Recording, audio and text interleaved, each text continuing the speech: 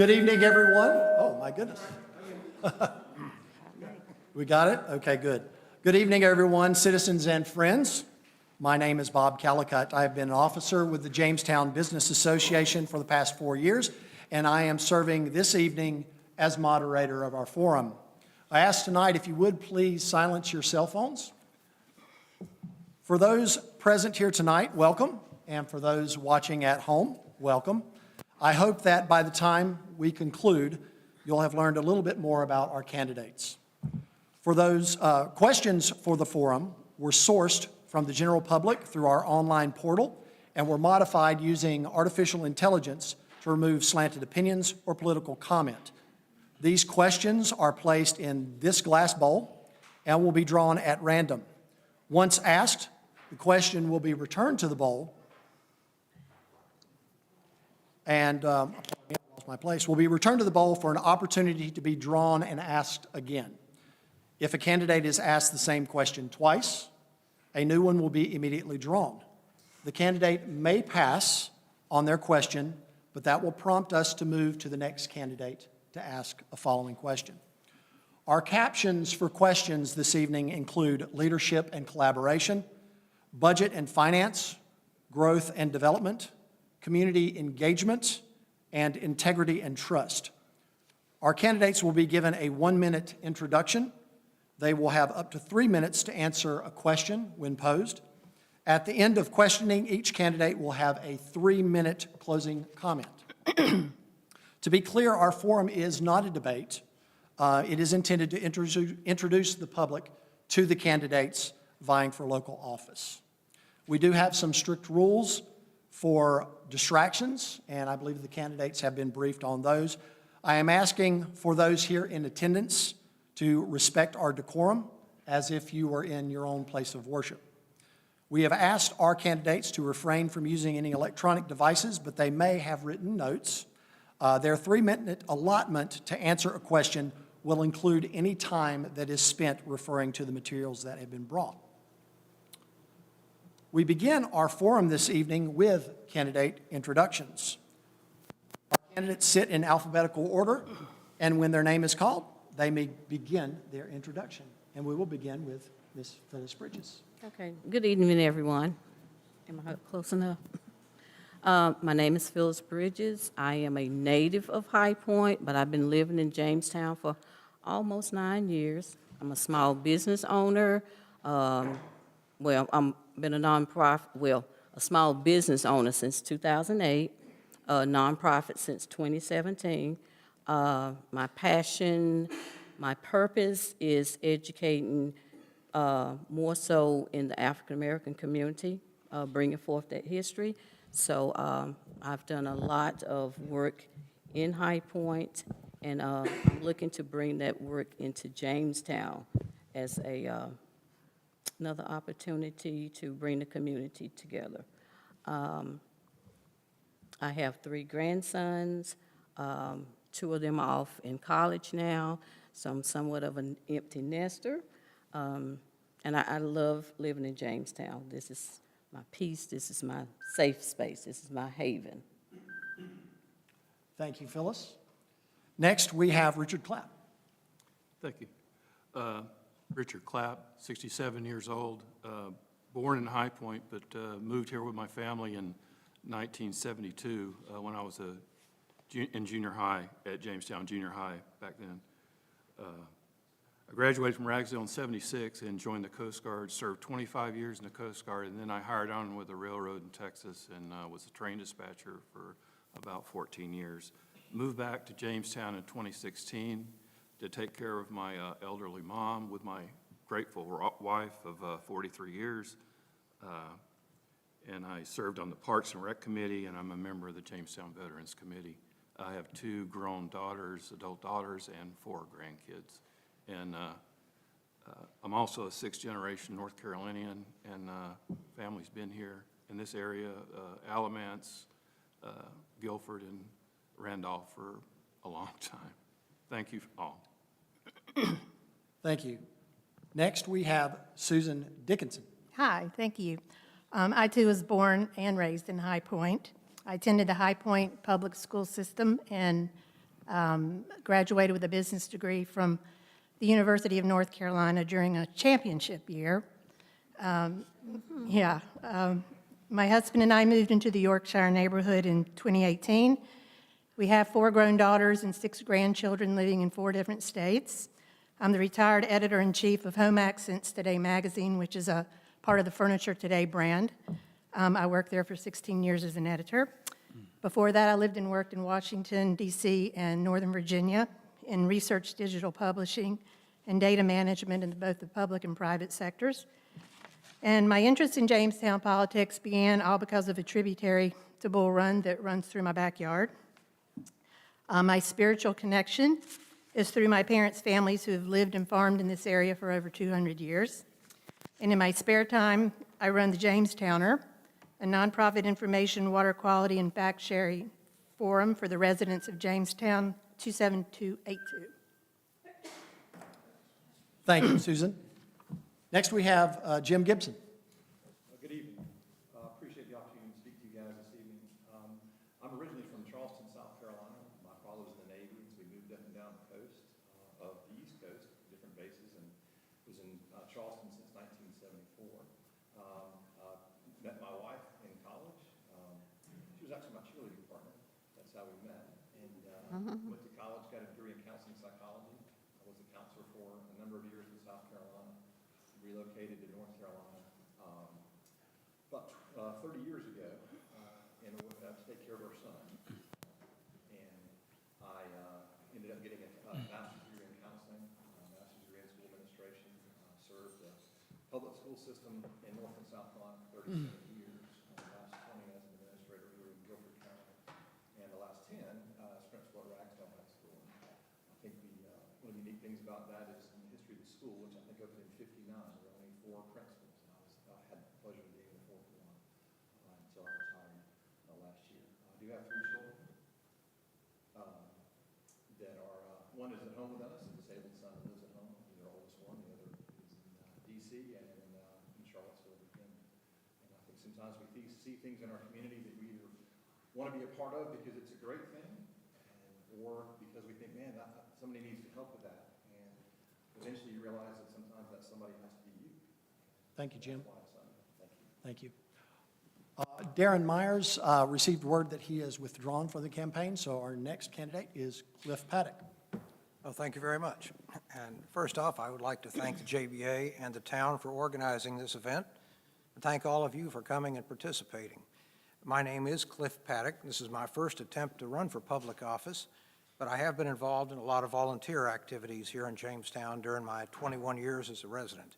I'm chairman of the advisory board at the Ragsdale Y and a member of the board of directors of the Metro Greensboro YMCA. I'm a past president of the Jamestown Rotary Club and an active board member there. I'm a member of a local nonprofit called Pair NC. And I am in my 9th year as chairman of your Jamestown Christmas Parade, which is frankly my favorite job, to be honest. My goals, if I'm elected to the council, are pretty simple.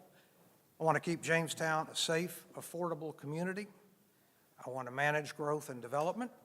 And I want to see us preserve our heritage and our excellent quality of life. And more about those later. Thank you.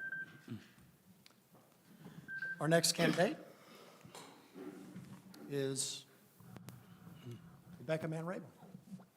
Hi, I'm Rebecca Mann Rayburn. Jamestown is my hometown. I grew up here. I am in a similar situation to Richard. I didn't realize that until now, but we both moved back to the homes where we grew up, and so that's a pretty fun way to be back here. I grew up here, moved away for college. I went to NC State University for my undergraduate degree, and then later on, after moving back, went to UNCG for a master's. And my husband and I lived in High Point for a little while, but then decided that, we wanted a place to raise a family, and what better place than Jamestown, and so we did move back. We didn't immediately move back into the house where I grew up. We actually moved in across the street, and that was nice to be able to take care of my parents in their older years and get them to and from the hospital and that type thing. And so when they passed away, I told him, I can either stay in the house that we're in, but somehow obstruct the view for across the street if somebody else is going to live there, or we can just move in. So he said, you know what, it's probably going to be easier just to move there. So we did that. We now have a 10-year-old daughter. Catherine, and my mother-in-law still lives a few blocks away. I've been on town council for 8 years. This is my third term, and I'm currently mayor pro tem. Thank you. Our next candidate, Shekinah Simeon Lee. Thank you. Thank you. Hello, everyone. My name is Shekinah Simeon Lee, and I'm so excited to be here. And thank you to JBA and everyone for being here and taking their, Wednesday night, 6 to 8, to hear some candidates run for town council. So I am the candidate that has the extremely long name, so it's pretty easy to spot, especially on the ballot. But I came here about 3 years ago with my husband, who is a Ragsdale graduate, and our 2 young daughters, and I made Jamestown my home during that time. And one thing that really stuck out to me when I became a resident here is within that February of 2023, I noticed that I had about 3 or 4 or 5 different neighbors that came directly to my house with baked goods, and they said, "Hey, welcome to the neighborhood." And while my job did take me away from the community and I was not able to be as involved as I would like to be in these past 3 years, I'm glad that I now work a lot closer. I work in higher education. I've worked in colleges for roughly 13, 14 years. And this is a great opportunity for me to extend myself and start to be more involved in the Jamestown community and start to give that same level of Jamestown charm that was extended to me back in February of 2023. So thank you. Thank you. Our next candidate, Jim Westmoreland. Good evening, everybody, and thank you again to the JBA for hosting the event in the town, for putting this on. I'm fairly new to the community. I've been around Jamestown since 2022. I can tell you that I love Jamestown in the time that I spent here in the community and doing different things. I understand I evidently live in the mayor's former house in Whittington Hall, so that's a privilege. But I just wanted to spend a few minutes tonight giving you a little bit of information about who I am. So my background is always been in public service. I'm a retired city manager of the city of Greensboro. I spent time with the state DOT. Like Jim Gibson, I too have sort of a calling to do this. I have time and talent and effort to put forward to help the town move forward. I'm awfully concerned about property taxes and fees and making sure, like Mr. Paddock said, that we keep the community affordable. But just it's a pleasure and privilege to be with you tonight, so thank you. Thank you, Jim.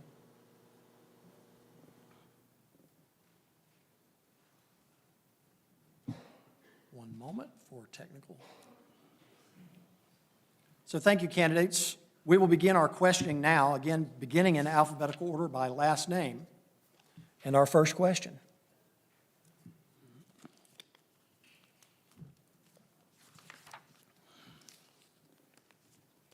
This question is under the caption Integrity and Trust and goes to Phyllis Bridges.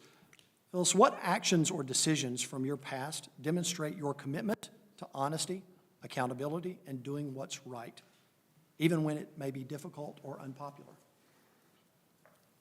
The honesty, trust, I would say for me that would come with the research that I've done in the African-American community in High Point. I'm a huge advocate for the history, so I have I have interviewed a lot of people where they have shared personal family histories and stories with me, even some type of trauma that they still may be holding on to. And I value that trust, that they're being vulnerable and open to me, so I guard those secrets very closely. So I probably would just take to my grave. But and I'm a pretty open person. I'm laid back. I give people benefit for a doubt, and I just have that ability to draw people in, draw people together, and they just trust me. So, yeah. Thank you. Our next question to Richard Clapp.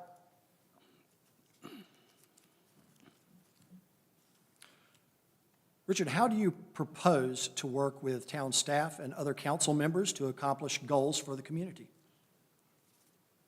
I would work with them just like I did anybody on my last 2 employees, the Coast Guard and the train service, with openness and working together so we can reach a common goal, which is the safety and security of Jamestown. And also with looking at each item in the line item in the capital improvement project to try to find out ones that we could not cancel, but if we really do need them, and prioritize the ones that we really do need. Thank you.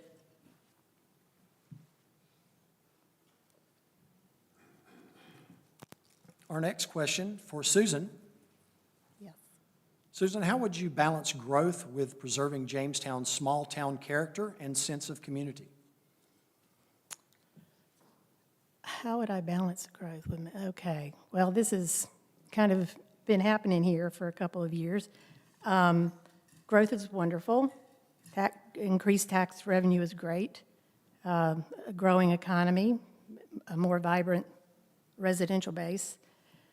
But I think that there's a responsibility and accountability that has got to be first and foremost, and for me, that is making sure that the town has all of the resources and people and structure in place in order to manage that growth and to be able to serve its citizens with the most basic services.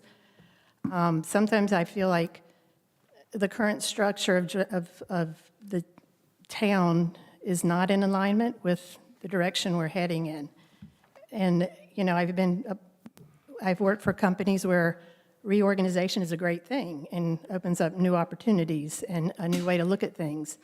I just think we're living at a time where our town has got to put more resources into taking care of itself because a lot's not being done anymore at the state and federal level.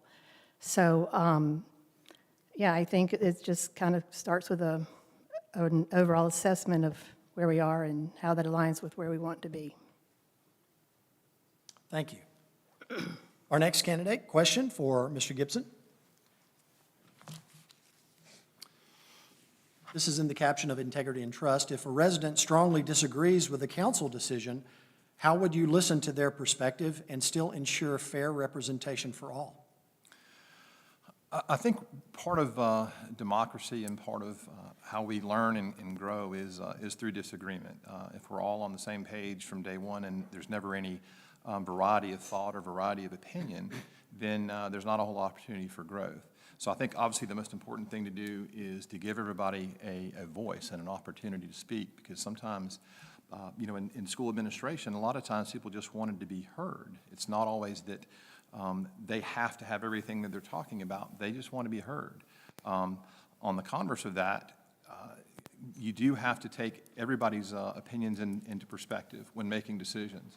I think ultimately, you know, I have a set of beliefs that I want to abide by. I think the town has a set of beliefs that they want to abide by. And in listening to people and talking about what it is that they believe in, what they feel passionate about, I think you have to listen to that. And ultimately, we do go with the majority and agree with that. But, you know, I think that's the discussion and debate, difference of opinions is how we learn. You know, you're never going to put together a staff of people and we all think the exact same thing all the time. I don't think there's ever any opportunity to grow and learn new things. So I think just simply giving them the opportunity to speak, to listen, to take that into account, to how can we find common ground in some of those things. But ultimately, you know, I do have a set of beliefs, and then, but as a part of the council, you know, we want to respond to what the majority of the people want, and I think that's our role. Thank you, Jim. Our next question for Cliff Paddock. This is under the caption of growth and development. Cliff, what guiding principles would you apply when evaluating new development proposals? Okay, well, I think at the outset and the foundation of our guiding principles when evaluating new projects are the plans we have in place already in this town. We have strategic plans, we have zoning ordinances, you know, we have a basic legal structure.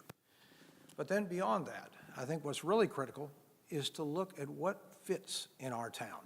You know, you can approve any kind of zoning, but what's critical is to make sure it really matches the Jamestown that we love, the Jamestown that we want to preserve, the heritage of our town. So I think we're going to have to be able to balance what's required by our plans with what really fits with the town of Jamestown. So that's the principle I'm going to use. Does it fit? Does it work? Will it enhance the quality of life here? That's it. Thank you, Cliff. Our next question for Rebecca.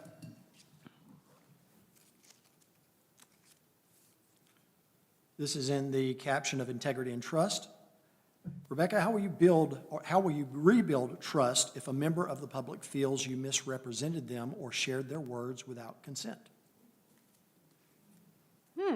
That's tough, because that would presuppose that I'm going to mischaracterize someone, which that's something I try very hard not to do.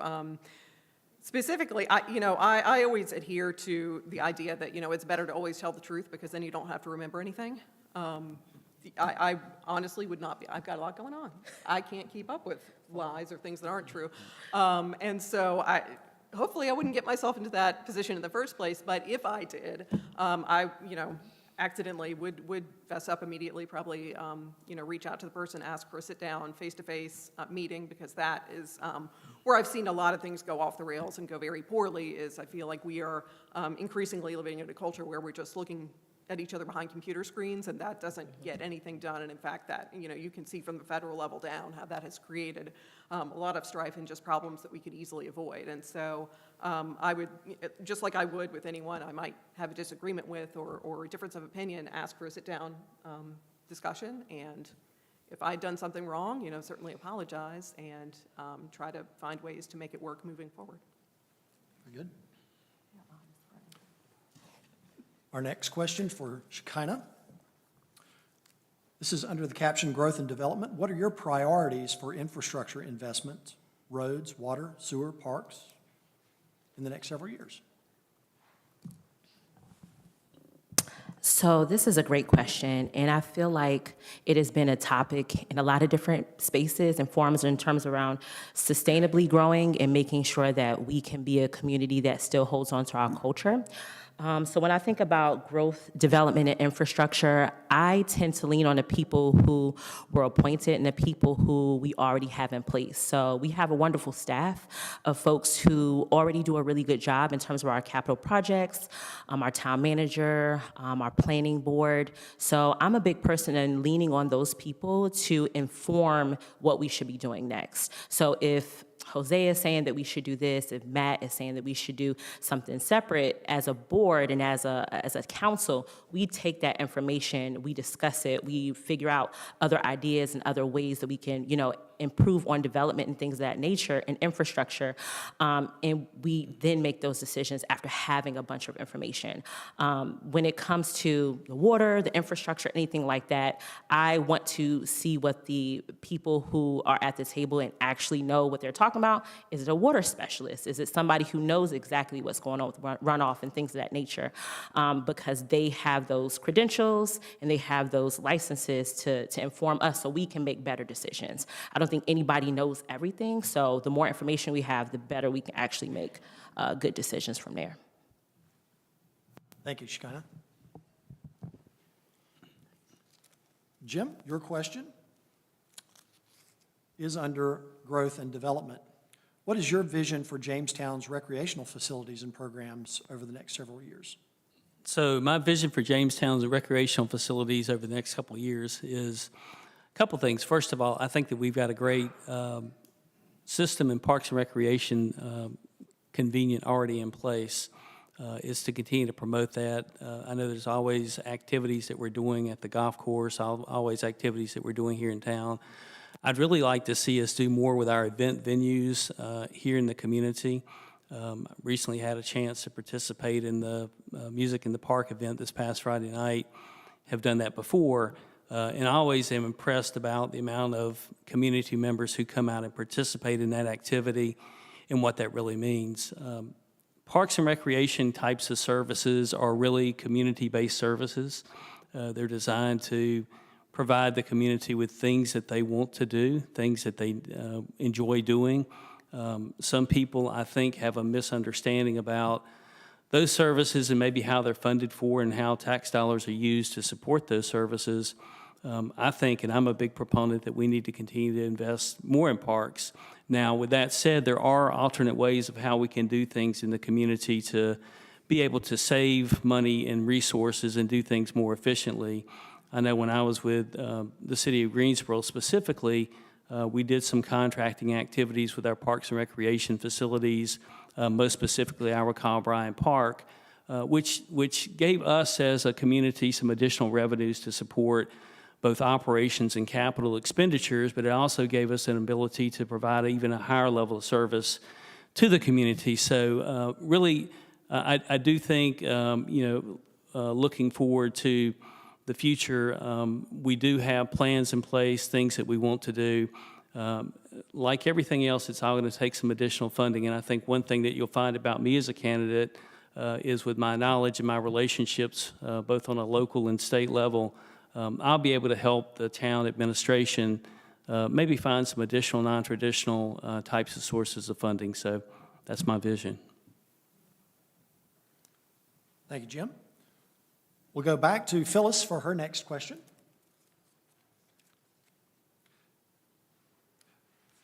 Phyllis, this is under the caption of community engagement. What specific steps would you take to improve communication between council and residents? One of the things that I can think of right off is to maybe every quarter invite the community in to town hall to stay connected with all council members, to ask questions, bring forth concerns, not just whenever there's a heated situation or whatever. Coming together a little bit more, talking more, making sure information is put out more than just in the paper or hearsay, really boost up the technology as far as putting out information online. A lot of people may not be online, so we have to find more creative ways to get this information out. So there are some things that, we can play around with, but coming together more and talking with the community, being more in the community, having conversations and engaging, not just, when you finish that 9 to 5, then you go home and that's it for you. Because I've experienced that in the past, where you don't have that connection, that type of relationship with your council person to even know what's going on. So you hear a bunch of hearsay, and then a lot of that hearsay may be wrong. Thank you. Our next question for Mr. Clapp. This is under the caption of leadership and collaboration. Serving on council means working with people who may have very different perspectives. How will you build productive relationships with council members, staff, and residents to achieve common goals? Of course, you're going to have to work together with different people from different backgrounds and everything. I think I look back on my Coast Guard career while I was the chief of the boat on 2 major cutters, and ran into some difficult situations working with people, especially the top command, the XO and CO, and had to handle that.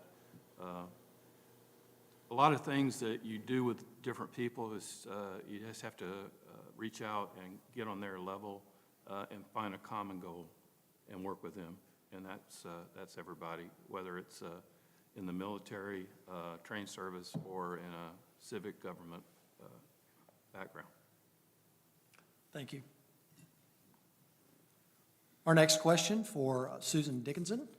Susan, this is under the caption of budget and finance. How would you approach making tough budget cuts if revenues decline or costs increase significantly?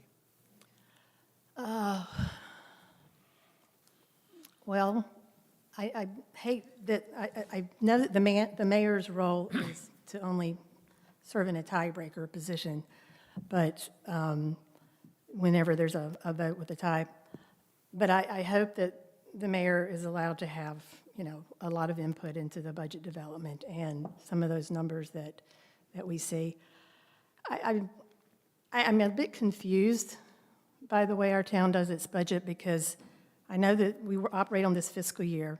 I know that there was a budget process that just closed. I believe Matthew proposes the budget, and then, it's presented, and then there's the actual budget from numbers from last year that are sort of used to create a budget for the year going forward. And then that budget sort of gets put away, and as I learned last week during a meeting, the numbers are not finalized until there's an audit that happens by a certain date, which is now December 31st. So I had a very specific question about, I don't understand, I was very curious about seeing the salary portion for the year for the Golf and Recreation Division, but I couldn't see that. It's not available until the end of the year, even though the numbers were used to create the budget we have now going forward. So I think when I go to the website, because I don't understand that or try to find these numbers, there are about 10 different places to look, and they're all kind of acronyms and financial documents that sort of seem to fight with each other or contradict each other. And a lot of things are hidden in the packets with the minutes. So what I'm trying to get to is just to say more clarity, please. I mean, can't we just have a couple of basic documents that are always out there, even if it's a software system that is live and we can see what's happening with our town's money every single day? I would think that is probably possible in this day and time. So that's what I would do. Thank you, Susan. Our next question for Mr. Gibson. This is under the caption of community engagement. What role do you see for partnerships with civic groups, schools, or nonprofits in strengthening community life?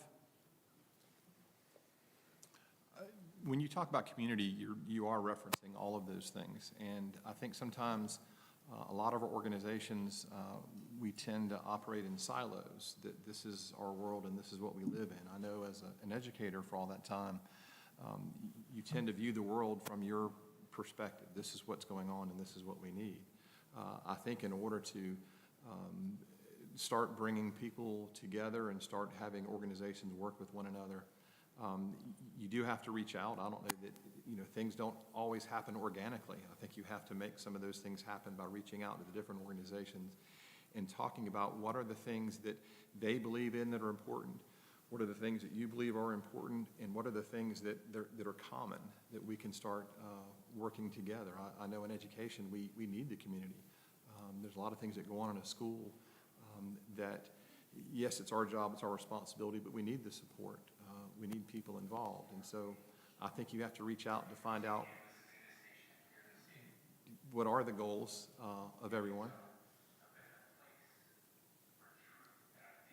Excuse me, sir, could you please silence your cell phone?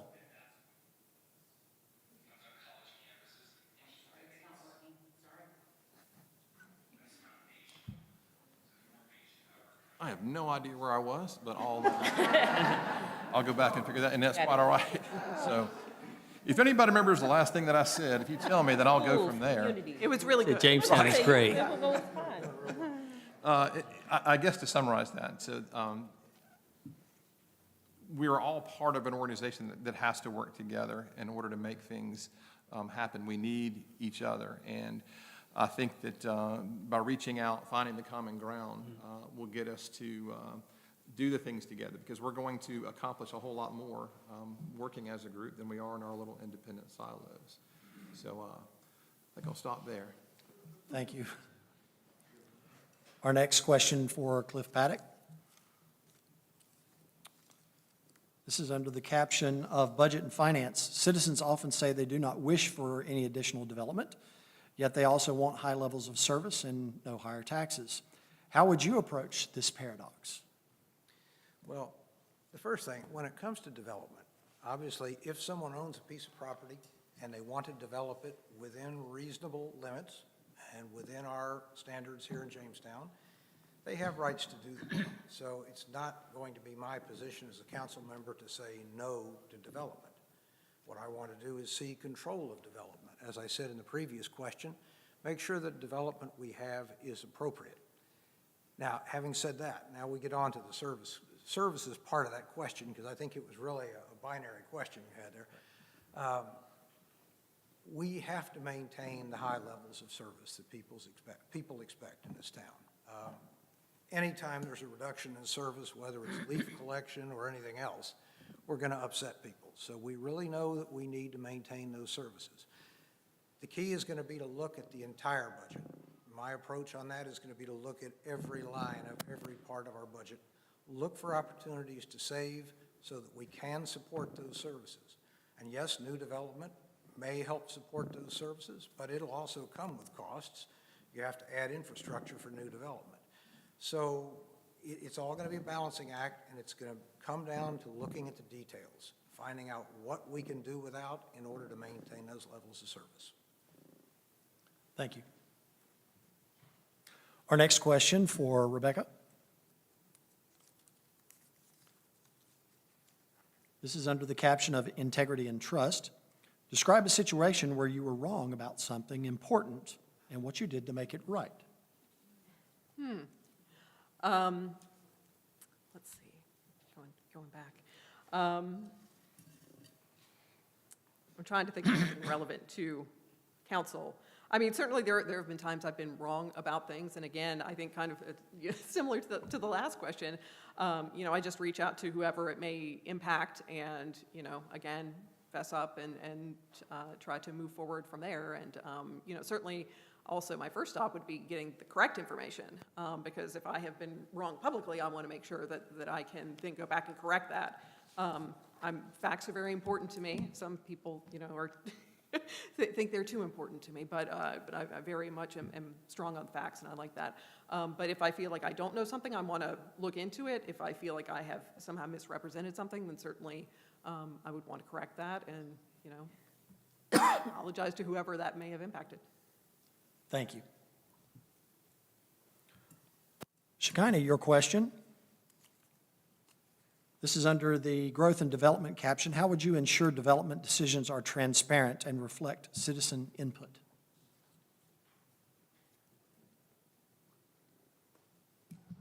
Yes, so transparency, that's a good question. Transparency is really important, and especially as taxpayers, you desire to know where exactly your money is going. You want to know infrastructure and things that it's going to.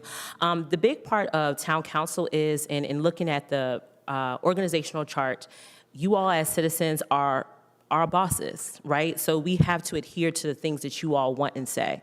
So if it's something that you all require that you want, it's our role to be liaisons between other decision makers and other things that's going on to make sure that you are getting what you want out of the town and the experience that you want. So, when we're thinking about, you said the development. Mm-hmm. Okay, so when you're thinking about like just development in general, I think that, and I think if a lot of people have alluded to it before, you want to make sure you're doing it responsibly. You want to make sure that it's making sense in the town and you're not losing the small town feel and the Jamestown culture that we have. And citizen input is super important. We want to make sure that you all are involved. So if that is reaching out through, getting the minutes out as soon as we can so you all can review those minutes. If it is more social media pushes, I think I saw somewhere that we are trying to do more text pushes. I think that transparency is important. And the more information you all know, the more you all can hold us accountable because, again, you all are our bosses. So I think that is extremely important to be transparent in that way. More information is better. It's always better to over-communicate than to under-communicate. Thank you. Our next question for Jim. This is under the caption of integrity and trust. Can you give an example of a time when you made a personal mistake that hurt someone's trust and how you took responsibility for repairing it?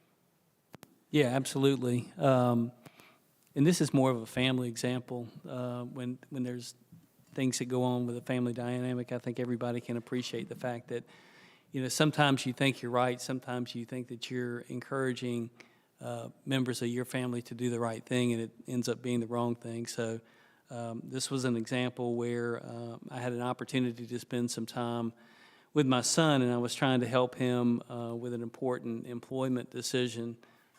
He was really back and forth on the issue, and I won't say that I was sort of direct with him about asking him to do certain things and going in a certain direction, but I was pretty direct with him about doing certain things and going in a certain direction. Well, it didn't work out so well for him, and sort of what that taught me was we're all individuals. We all have our own specific makeup. And in this case, as I am in all cases, I was apologetic to my son. I took responsibility for probably leading him down the wrong path in this particular situation.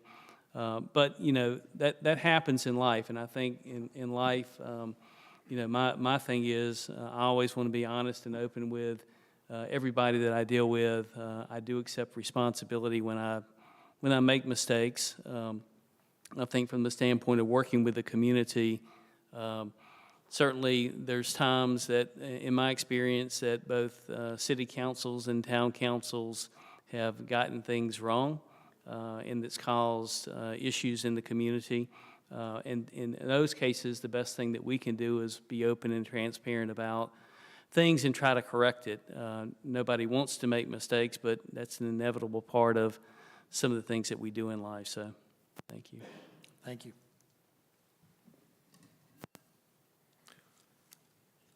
Our next question for Phyllis. This is under the caption of Budget and Finance. Phyllis, Town Council must balance all the community's needs with fiscal responsibility. How would you approach setting budget priorities when resources are limited? You have to be creative. As a small business owner, a nonprofit, when there is no budget, you have to be creative. Having relationships with people so they will offer in-kind services, help you organize for fundraising, things of that nature. You really have to think outside the box. And myself as a business owner, I have to do that all the time. Things are expensive, and I know a lot of times you want to have the best of the best for particular events, but if you don't have the funds, you just have to make do some kind of way. But again, bringing in relationship with other businesses, the community, and everyone giving, providing in-kind services, that has helped me a lot to stay on budget or under budget. And I'm a frugal person as well, so I'm going to get my money's worth when there's no budget. So, and discipline as well. You have to be disciplined and make sure that, you know, anything can happen. So you're going to have some extra funds set aside somewhere. You know. Thank you. Our next question for Mr. Clapp. Under the caption of leadership and collaboration, what leadership qualities do you most admire in others, and how would you bring those qualities to the council table? I think the qualities that I most admire are willingness to work together, integrity, and honesty. We had a situation on one unit where we had a commanding officer get relieved by Coast Guard Intelligence and Investigations, and we had the complete opposite commander came in, and I still talk to him to this day. He's a fine officer, and he became a captain. Wish he'd become an admiral. Gaining the trust of people is very hard, but once you have it, they will back you. Thank you. Thank you. Our next question for Susan Dickinson. This is under the caption of community engagement. What should council do better involving youth and young adults in shaping Jamestown's future? Probably the same thing that they could probably do better with all ages in town. And I think it's just good old-fashioned communication. As I mentioned earlier, I've been running some people call it a blog. I think of it, it's registered as a nonprofit information site. We share data and facts and just communicate beyond. The Jamestown News does a fantastic job. I'm so proud that we have our own, hometown newspaper that's owned by a family, a local family. But it's once a week, and our town doesn't stop at 5 o'clock. Our town doesn't, is still going on the weekends. And the richness of what I personally have gotten just from talking to people 24/7, 7 days a week, and being able to post and share photos of an event that just happened, the vendor market up at Second Chance this weekend is a great example. The Ghost Lydia came to our neighborhood, the filmmakers, and we were down there the other night. And people, I think, they miss that, and they need that here. It's one of the things about a small town is that you are living next to each other and seeing things happen day to day, and there's much more intimacy. But that common thread where we can all kind of check in and talk and about what's going on or what's needed is missing. So I know that's not exactly what you asked, but it applies to everyone in all ages. We need more communication, and I think that's my answer. Thank you. Mr. Gibson, your question is, under integrity and trust, what actions or decisions from your past demonstrate your commitment to honesty, accountability, and doing what's right, even when it's difficult or possibly unpopular? I think a lot of the decisions that I had to make as a school administrator, let me back up for a second. I think anybody's decisions in any role that they have are important to them because they affect other people, regardless of whether you're an administrator, you're making hamburgers at McDonald's, it's still you're making decisions that impact other people. So I think giving the opportunity, I'm sorry, can you repeat that question one more time? And I've put it back in the I may have to dig for it. And that one's not it. Anyone want to help me in the audience? I think we'll just go with the, Okay. I forgot it too. thank you very much. Okay. I think part of that is being able to be honest with yourself and be able to be honest with other people about what's going on. We make decisions sometimes that don't turn out right. I know a lot of folks were asked about a time that they made a decision that impacted somebody else that was wrong. And usually that happens. When I do that, it's because I haven't quite listened enough. And I end up making decisions without having all the information needed. And I think it's easy to do that. You read something, you hear something, you get excited about it, get passionate about it, and then sometimes we have I guess we call it confirmation bias, where we tend to look at things that only support our opinion and not something that allows us to understand where somebody else is coming from. And as a counselor, that's one of the things I had to do for years is listen to what both sides of the story are. I'm substituting at a middle school right now, and I had two situations where I had to listen to, and it was sixth graders arguing about, you don't want to hear what they were arguing about, but the whole point was, in my head, I might say, this person's right, this person's wrong.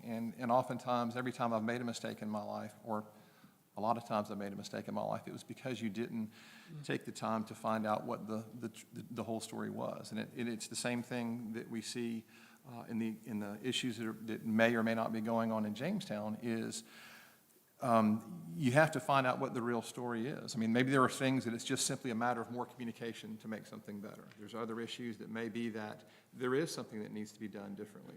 So I think taking the time to admit to your own biases and your willingness to listen to other people to find out how they truly feel about something is how I would approach that. Thank you. Our next question for Cliff Paddock. This is in integrity and trust. What actions or decisions from your past demonstrate your commitment to honesty, accountability, and doing what's right? Well, thank you. That's a good one. And You did the question for him. I was going to say, I like I guess that's the same question. Okay. No, I think we put together a sense of our honesty and our integrity over the course of our lifetimes. It's not something you do in one decision. I suppose one decision can change that, but again, it's something we build up over the course of our lives, the course of our careers, the way we've dealt with our families. I'm getting old enough now that I can look back and look at the decisions I've made and realize that some were better than others. But I think the important thing is to be comfortable in what you're deciding, to listen to people, to get their advice, but then when you make a decision, if it's something you're comfortable with in your heart and you know you've done your best, then that is the core of integrity. Thank you. Thank you. Our next question for Rebecca. This is in community engagement. How would you handle a situation where something's being shared in the community that isn't entirely accurate? And what would you say to help people feel confident in the facts? I think I would first look at what is being said and, make sure that it's completely inaccurate.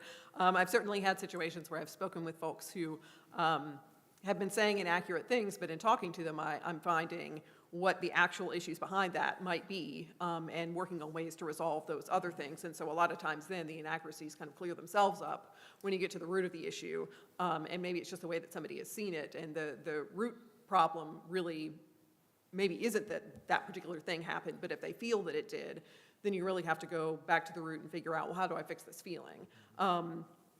And so I think also, but just what several other people have said, I think being really proactive about it, being very open with communication and trying to get out ahead of that type of thing. So hopefully people will realize before anything is even said, that, if they hear something a little odd, they'll say, wait a minute, that doesn't really track. That doesn't really seem like something I think that the council would do or that person would do or the town would do.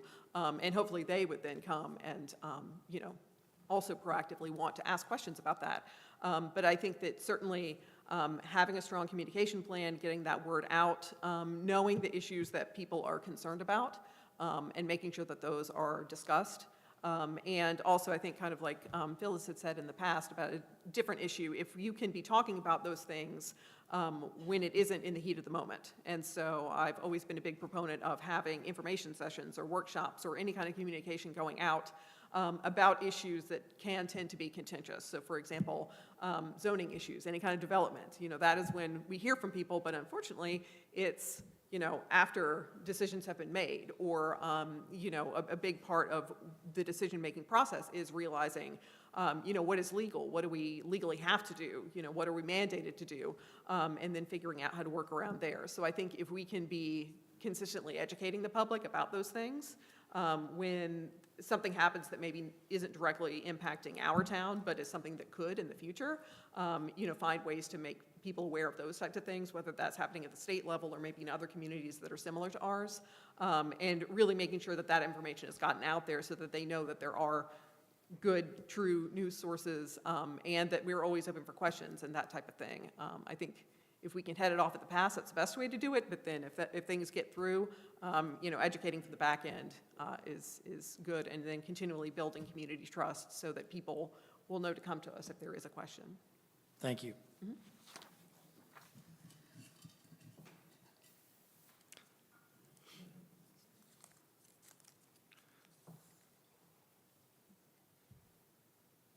Shekinah, I think you've had this question before, your priorities on infrastructure. Do I do a response? Infrastructure, investment, roads, water, sewer, parks? You have them. I did have that. You did have that, okay. We will pull a different question.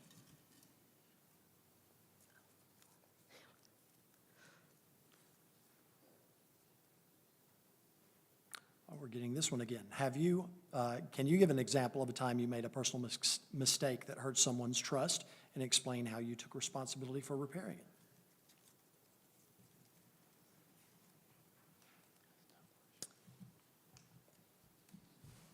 I don't think I've had a situation where I've mistaken someone's trust, but I've been very blessed and fortunate to be able to supervise and work with multi-generational and multi-faith communities. And one of the biggest things that I think about when there's confusion and or some level of mistrust in communities, it's often people's perspectives and the way that they understand the world in context in their own life. So one of the things I often do with employees and just the things that I work in higher ed and a lot of other nonprofit spaces is I'll do like a 360, I forgot exactly what it was called, but I did this years ago. It's like a 360 review of yourself as an employee in a space. And oftentimes, in this 360 view, you would go around to other folks who are in your team and in your community and ask them all the same 3 or 4 questions, like, how has my interactions with you been in the past 2 years? How's my interactions been with you in this case, right? And in debriefing with employees afterward, they would find that they did not they were like taken aback at how they were being perceived by other people.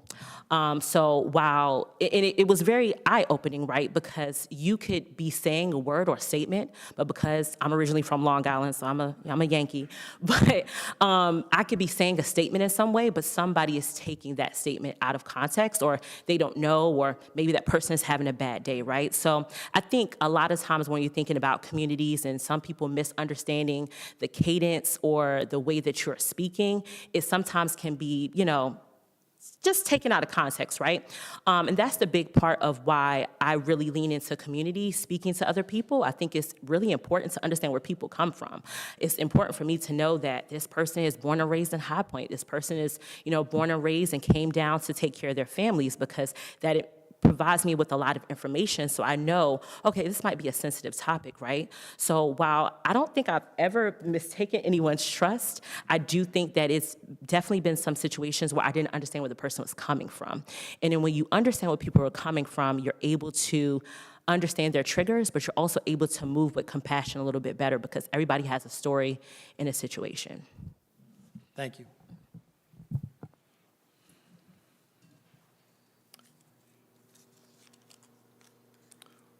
Our next question for Jim.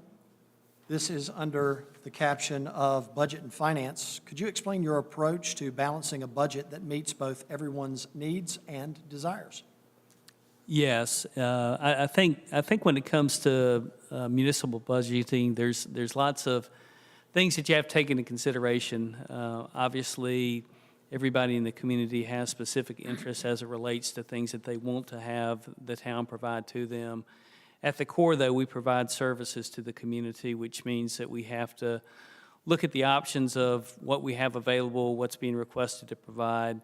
As it relates to balancing budgets, there's awfully difficult decisions to make from time to time when you're looking at your revenues and when you're looking at your expenses. I think my approach is really to look at what we can do to benefit the community at the highest level. Somebody said earlier about providing the highest level of service at the lowest possible cost. And there's ways to do that. There's ways to work within the framework of how you do both your capital expenditures as well as your other financing of your operations. So from the standpoint of the town budget, I think that, again, it's a balancing act that all council has to work through. Thank you, Jim. Our next question for Phyllis. Phyllis, this is under community engagement. What should council do better to involve youth and young adults in shaping Jamestown's future? Talk to the young people and find out exactly what they want. I have a youth component within my nonprofit, and one of the things that myself and my board members learned right out the gate: don't assume that what we like and what we want to do is what the young people want to do. You will be totally wrong. So we keep in mind that when we plan events or where the youth want to have what conversations they want to have, what places they want to go, we ask them and we follow them. We support them. So we talk to them. Is this what you want to do? Is that what you want to do? Say, for instance, like I mentioned something about social media. Like, no, we do TikTok. I don't do TikTok. So we would have planned something around maybe Facebook and would have just wasted time. You have to talk to the young people, find out what they want to do. They're big on technology, social media. That's their world when it's not our world.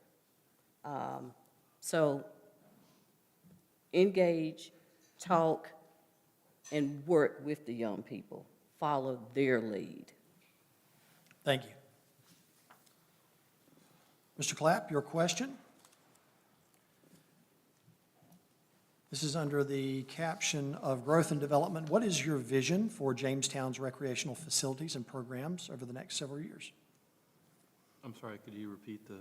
Yes. What is your vision for Jamestown's recreational facilities and programs over the next several years? I would have to say that we do have the golf course. I know there's been some talk about, there used to be tennis courts out there, and I know there's been some talk about pickleballs, and the golfers don't like the sound of the pickleballs because it'd be close to the first tee. And then you got the Little League fields. I don't think the Little League fields are being used that much anymore. I'm not a member of the Jamestown Youth, but and then you got the soccer fields. There might be an expansion of the soccer fields because it seems like the soccer is the growing youth sport. I know my grandkids, the two grandsons are really into it. Ren Miller Park is fantastic. It's one of the highlights of being in Jamestown. When I came back down one time on military leave, I was just surprised and shocked, and also happy that they turned that section of Jamestown into the Veterans Memorial in Ren Miller Park.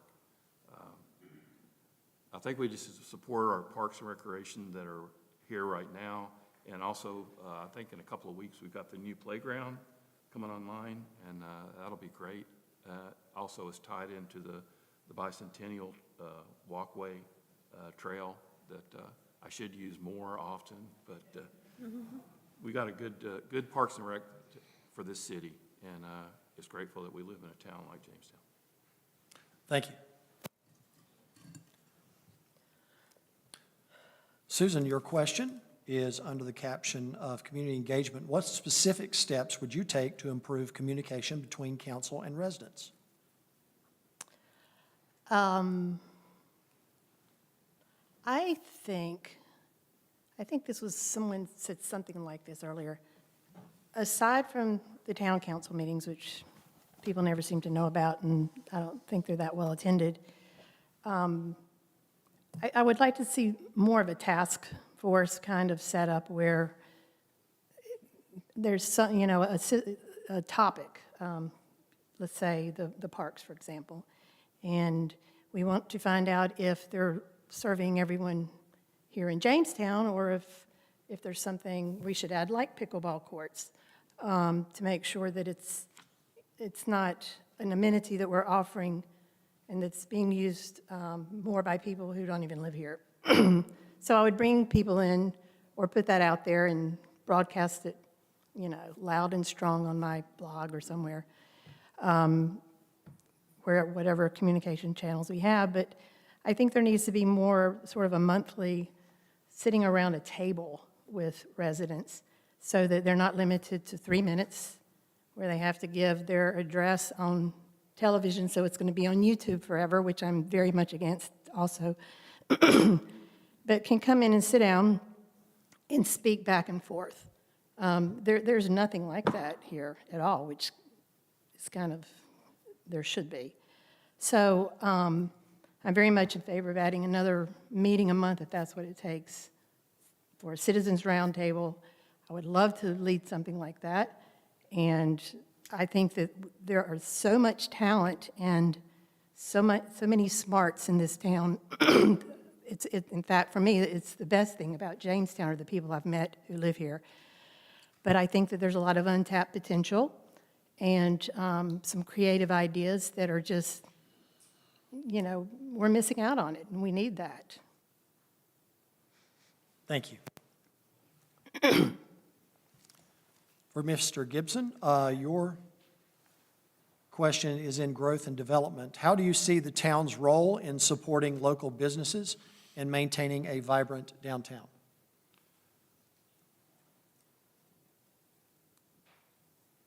I'm writing it down this time, so, I'm keeping it out as well. but I can't read my writing, but it's there. So, first of all, I think we have a lot of fantastic businesses here in Jamestown that are really unique and different from what you'd see in some other small towns. The different types of restaurants, the different types of stores that we have that really are unique. The opportunities to do things in the evening. There's multiple opportunities for that in Jamestown. So for that, I'm grateful, although I tend to spend more time and money in the Guilford and Maine, and all my wife's birthday and Christmas presents are, I know where I can go to get something that she'll like, and so I tend to do that. But I think we have to find ways to make sure that it is still agreeable place, a palatable place for people to open businesses. That is something that I think the town council can reach out to businesses. I know because of the organization that you guys are with now, that you do work together in terms of promotion. But I think it's also, important, like almost everything we talk about is opening lines of communication to make sure that we know what are the benefits, what are the things, why did they come here in the first place? What were some of the roadblocks that they ran into that can we help with some of those in order to bring other people into the area? But to also, have a master plan, just like development, like Cliff was talking about making sure that new developments come in and fit within the plan that we have for the growth, and do the same thing for businesses. There are certain kinds of things that we hope to add, and but also to make sure that we address all segments of the community. The same thing with the Parks and Rec. We talk about what is it we want there. We want to make sure that everybody at every age has something for them. And it's the same thing with businesses, that we have something that reaches out to everybody's need, everybody's interest, and everybody's passions that we can have here in Jamestown. But I think part of that is just the continuing the open lines of communication to find out what has been successful, what's worked, why did somebody succeed, why did somebody fail, and see if we can't replicate some of the ones that have been successful. Thank you. Our next question for Cliff Paddock. This is under leadership and collaboration. What leadership qualities do you most admire in others, and how would you bring those qualities to the council table? Well, I think a really critical leadership quality that is sometimes overlooked is the ability to listen. To really listen effectively to what you're hearing from whoever, whether it's people in your community or your organization. The people that I've known that were really effective leaders were also very good at gaining all the information from their teams, kind of putting that together, coalescing it into something meaningful for the organization. And I think that's true of a town as well. I think one of the critical things that I hear sometimes is that people do not feel they're being heard. And I think we have got to work very hard to make sure we are really hearing what's going on out in our community. Of course, there's other leadership qualities that I think Richard alluded to earlier. There's integrity, there's vision, and those are all great. But if you don't hear what your community's saying, if you don't really pick up the information that should be coming into you, I think you're going to fail as a leader. Thank you.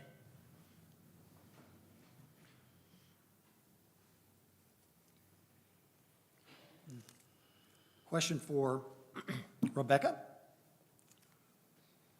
This is under budget and finance. Citizens often say they do not wish for additional development, and yet they also want high levels of service and no higher taxes. How would you approach this paradox? All right, well, that is a challenge. I certainly have heard that plenty of times. Again,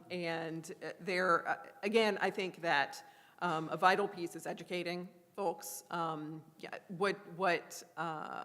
lot of the issue, I think, when it comes to discussions about development is people don't always necessarily recognize what we are kind of mandated by law to accept. I agree with Cliff that certainly every development should enhance the community, and I think that we can always work towards that. But I think that a lot of times development gets a really negative connotation because people don't understand what we can and can't do with that.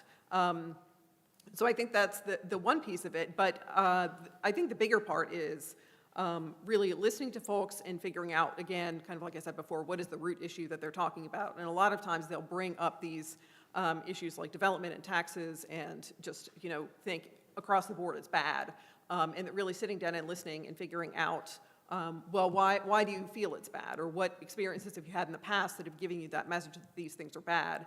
And then just, talking through that and figuring out, is there a way that we can come to an equal understanding about, what kind of tax money we need to keep the services that we have, and how do we balance that out with those other issues like development, fees, taxes, that type of thing. Thank you. Our next question for Shekinah. This is under growth and development. How would you balance growth with preserving Jamestown's small town character and a sense of community? So that's a really good question, and one that I knew was probably going to be asked because with so much development, I think people start to innately think of the worst. And I know that we all have in this community, have a small town charm. I live in the more historic part of Jamestown, just around the corner, and I remember moving in and hearing a lot about the new construction. And as a new resident, I was just kind of like, okay, what's going on? Let me get more information. And talking to residents, I understood a lot of both sides, and I understood where people were coming and balancing that growth. I think growth is super important because you're always going to have some level of change. And there's a lot of different things that I've learned in just organizational behavior. You have like a norming, storming phase when you're going into a lot of different changes in a community. And I think a big part of that in terms of balancing it is folks understanding what is going on and what's going into it. I think the planning department did a really good job of gathering information and making sure that they understood where, and also the developers understood what kind of character we wanted to maintain as a community. I think they did a really good job with that. Whenever you're, in anything that you're doing, you're trying to have some level of, I'm sorry. In anything that you're doing, you're trying to have some level of understanding on both sides, especially with the growth. And I think that the growth is fantastic, and it is a sign that we are a growing community. And I do hope to, open up the new community with open arms. I feel like that's really important. I don't want the new community to feel like we didn't want them here, so I definitely feel like that's important to the fabric of the Jamestown community to be that type of community that welcomes any and all people into different spaces. Thank you. Next question for Jim. This is under growth and development. How would you ensure development decisions are transparent and reflect citizen input? First and foremost, I think we need to take into consideration things that people are telling us in the community. I think it's important in all cases that we encourage developers to go meet with different parts of the community where they're developing their particular projects and properties. I think it's important for us as a council to be in a position to listen to all the feedback that we receive from residents and make sure that we're taking the time to understand their needs, their desires. With that said, I think that, Jamestown, again, we do have, continue to have some parcels of land available in the community for future development. I think we need to be picky and choosy about what we like and what we don't like as a community and as a town. I think that, from a development perspective, there are things that are important relative to how the city and town runs and operates. So as we've recently gone through the experience with D.H. Horton, and we've got a significant number of new residents and members of our community that will be coming in the future, I think two things. One is we ought to hold D.R. Horton accountable for our design standards and things that they're responsible for, but we also should open up our arms and embrace the new citizens that come with that. So from that perspective, again, growth and development and taking into consideration what members of the community want and desire and looking at our plans are all important attributes of how we make those kinds of land use decisions. Thank you, Jim. I'm looking at our time. I believe we have perhaps one more round of questions before we go into final comments. We'll make these pretty quick. Our next question for Phyllis. What does respectful leadership look like to you, and how would you model it as a council member? Being open and honest with the community, fighting for that community, being a voice for those who feel like they don't have the voice to speak out for themselves and be heard. And work hard. Work hard. And I think I demonstrate that. I've been involved more so in High Point for 17 years. I believe in what I do. I support the community. They support me. And when I feel like they're not being heard, I speak up. I step up.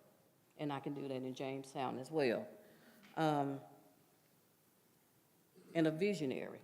If you're going to lead, you have to have a vision. You have to have a strategy. And then when you make those moves, you're bringing everybody. You're including everybody. Not you want to get ahead and you're looking out for yourself then. So I do believe in, I'm a member of an organization in High Point, and our motto is lifting as we climb, and I believe in that. And I demonstrate that in everything that I do when it comes to my business and the community. So, and I'm willing to stick my neck out if I have to. Especially when you know you have the community to back you, you can take on anything because you have that support and that trust. Thank you. Final question for Mr. Clapp. This is under growth and development. What guiding principles would you apply when evaluating new development proposals? Well, like everybody has said, we have our, not principles, but Jamestown growth and development and what we want Jamestown to be. And yeah, there will be growth. I mean, private property rights is one of the cornerstones of this nation. But we have to have development with reason, and has to be within our terms, not really the developers. The developers can develop, but we have to hold them accountable to the size limits that we want as a town and council to hold them. And there will be development. We have Boom, Jet Zero, and Toyota plant. It's only going to be an increase in population. And with that population, they're going to be wanting single-family homes, townhomes, and apartments because the housing crunch here, as everyone knows, is only going to get more limited. So we have to look for the Jamestown values and the Jamestown that we want to keep small town feel. Thank you. Thank you. Final question for Susan Dickinson. This is under integrity and trust. Describe a situation where you were wrong about something important and what you did to make it right. Oh, I've never been wrong. I'm kidding. I think, again, it's recently, all right, called that person up, took him out to lunch, and said, I think maybe I was wrong in what I said, and, you know, I apologize. That's part of it. I think I'm also going to try to use this to work another thing in that I wanted to say before this is over. But I think that as leaders, we need to also not be afraid to share bad information. Everybody knows that I've been screaming about water quality here now for 2 or 3 years. And one thing that I've just really think is important is that even if it is bad information, and even if testing reveals high numbers, it helps to have that bad information because then we can protect ourselves. And quite frankly, I know not to soak in a tub if there's been a high levels of PFAS and dioxane found in my water within the past few days. So I think just, again, the honesty, don't be afraid to share bad news. And when I upset someone and sharing news is bad, sit down with them like I sat down with Matthew last week. And actually, we ended up getting along there for about an hour. So, just people are people. We all have the same, we're all here because we love Jamestown. I mean, no doubt about that. And we have the same end goal in mind. And I think you have to keep that in perspective as long as we all want the same thing, which is a beautiful place to live and an affordable place to live and lower taxes and drinkable water. I just want to be able to soak in a tub. We'll get along. Thank you.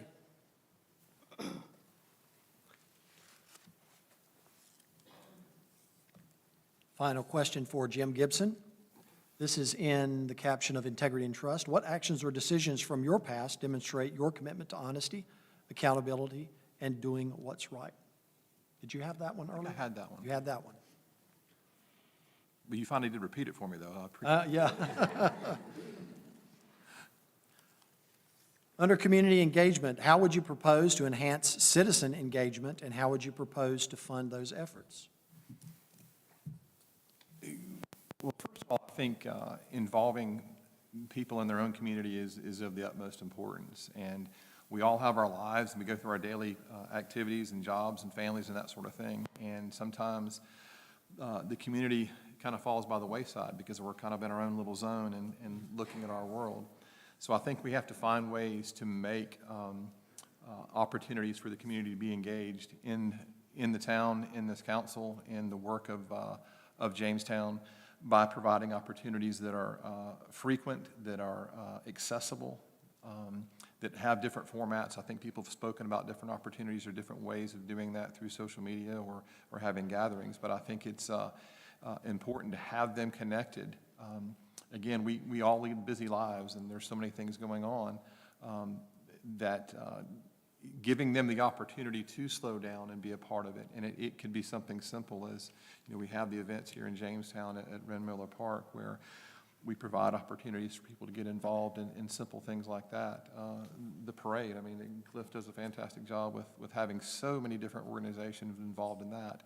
And then just kind of expand on those people that are here. While you have them in the room, while you have their attention, you can talk about those kinds of things that are important. That's how that word gets out, because it comes from the town itself. It's not something it's organic. It doesn't necessarily come from different people talking on the outside that aren't always informed. Just make sure that people have those opportunities to engage and talk about being involved in their community. And again, I think you already have a lot of these things in place in this town. Just be able to expand on those and use those as vehicles for getting people more engaged in their community. Thank you. Final question for Cliff Paddock. This is under budget and finance. What role do you see for grant funding or partnerships in supporting town projects? Oh, that's a great one. I think that's the first time that one's come up.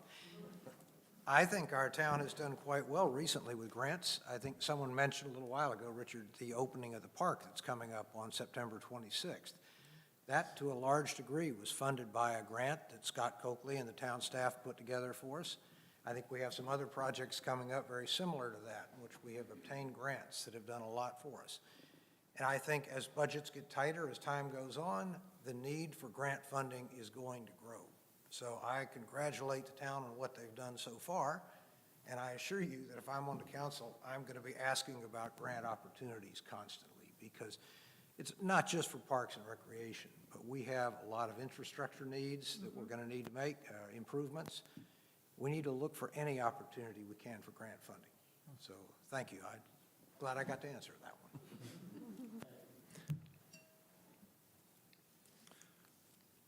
Final question for Rebecca. This is under growth and development. What are your priorities for infrastructure investment, roads, water, sewer, parks in the next several years? Well, luckily, we have a CIP, a capital improvement plan, that we speak about certainly during budget season, but in between as well. And so we actually have a guide that we can go through for those immediate needs. We also, through committees and various other ways that we've gotten people together over the years, we have the Envision Jamestown Comprehensive Plan, we have a Main Street corridor study coming up, and so I'm excited that we live in a place that we are constantly thinking about those needs and those infrastructure needs.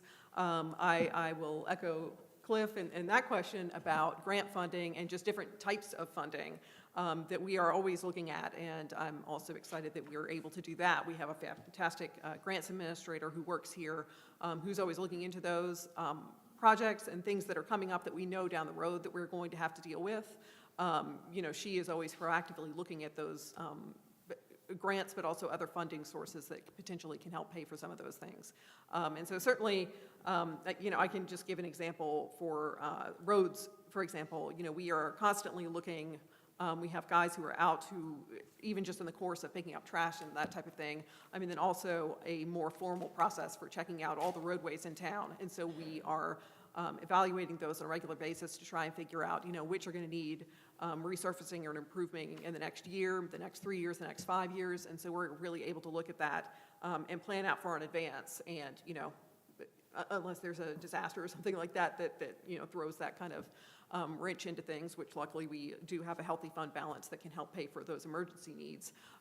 But by really being aware of the needs all the time and having really good employees, especially in our public services, who are always looking out at those particular problems or potential problems, we can really anticipate those far in advance. And so that's sort of how we as a group, but also I certainly back those ways for figuring out where are we going to prioritize, not just in the immediate budget, but also future years.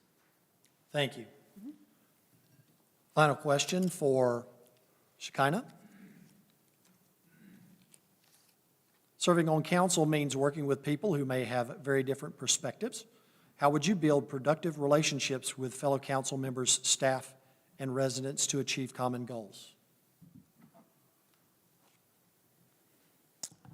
I've been fortunate to work with a lot of different groups of people in a lot of different spaces, both in church, both in a nonprofit organization I was a president of in Burlington. And you often just have to meet people where they are.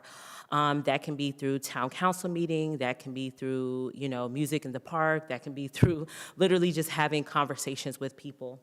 And so a lot of times people have a common goal and they sometimes don't quite understand, I guess, some of the other goals that we might have. The town council has a strategic plan and we all have, different goals. So I think a good thing is always listening to what people are saying, because again, everybody has, okay, I'm experiencing this in my part of Jamestown in like Forestdale area, and I'm experiencing this. The best thing is to listen and to actually listen to understand and not just listen to just hear what somebody's saying and it just goes out one ear like womp womp, but like actually investing time to reiterate what they're saying, listen, really write out points and bring it to the council. We all have a common goal because we love Jamestown, and I feel like we've done such a good job of investing our time, our energy into Jamestown that there's, infrastructure, and, D.R. Horton is wanting to be here. I'm sure when they saw that, they were like, this is a gold mine. This is already such a thriving community that is nestled in between two larger cities. It's going to make a lot of money, which, it is, because we've done a good job of that.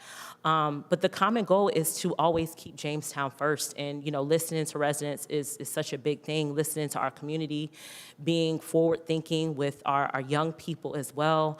I didn't get to say that pretty often, but I've worked in colleges and high schools as a recruiter, as over professional development, career services, so many different things. And our young people are really yearning for different things and experiences, and they often are having a hard time trying to buy homes after they graduate from college. So if we're listening and we're really being in tune to the needs of the community and just the broader community in general, what are the affordable options we can provide people? How can we make this a more diverse space where we have a lot of different perspectives and people that can come together? So all those common goals and those commonalities are important. And just, of course, just listening to people and where they're coming from. Thank you. Final question for Jim Westmoreland. This is under the caption of integrity and trust. How will you ensure that personal disagreements and political pressures never influence your ability to serve constituents fairly? I think one of my core values is integrity, and the point is, I think, you have to be both honest with those who you represent. You have to be honest with yourself. So at the core of making decisions for the town and things that we would have to entertain on behalf of the council, I think that really represents how you can make important decisions both for the council and in your life. So thank you. Thank you, Jim. And we've done very, very well on time, candidates. We're very, very close to where I thought we might be this time. So thank you. So thank you, candidates. We will now begin with closing comments. Again, beginning in alphabetical order. When your name is called, you do have 3 minutes in closing comments. We will begin with Phyllis Bridges.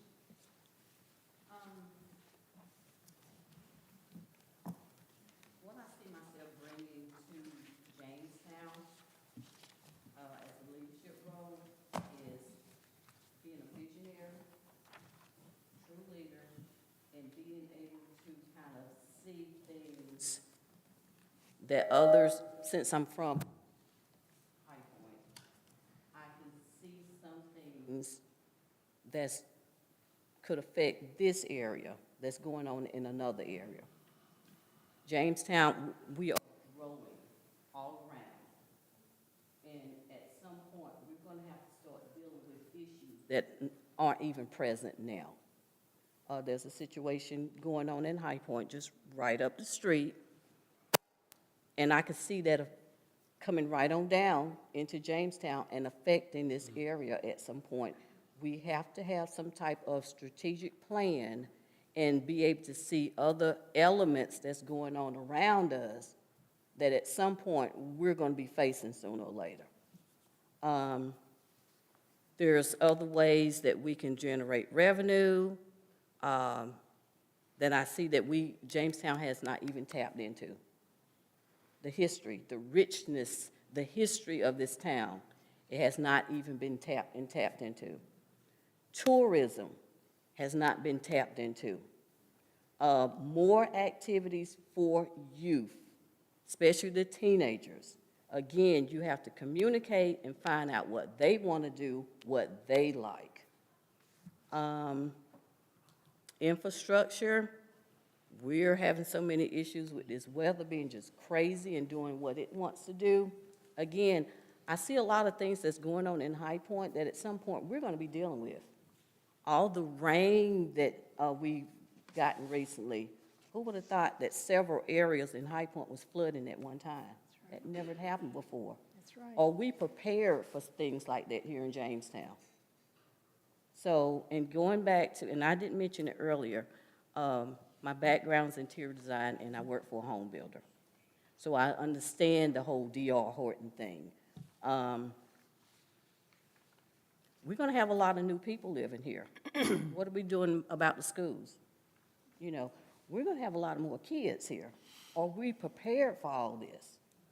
So again, I see a lot of things that's going on around Jamestown with the loop and all of this and more traffic. What plan do we have? So we need to sit down, strategize, and again, a true leader is also a visionary.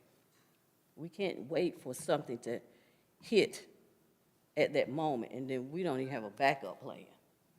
So I see that far as a lot that I can bring to the table for Jamestown. And I hope that I make it to that seat of town council because of my leadership. I work well with the community. I'm able to bring people together. I have a track record. So, and communicating, educating. That educating is probably one of the key pieces for me that I've learned by dealing with the community. Thank you, Phyllis. You're at that 3 minutes. Thank you. Thank you. Richard Clapp. First, I would like to thank the JBA and the town for putting this candidate forum together. I'm very grateful we have so many residents who want to serve the town by running for office. And this is a critical time for the town, I believe, of Jamestown. We're at a crossroads of expansion, growth, and development. We will have increase in population from the D.R. Horton side, of course, but there will be more growth, but it should be on our terms, not the developers. We already have Millis and Main and 8 West apartments in our ETJ, but with the increase in population from the new jobs that are coming in and arrivals, there's only going to be more encroachment on our ETJ and, as Phyllis said, from High Point and Greensboro.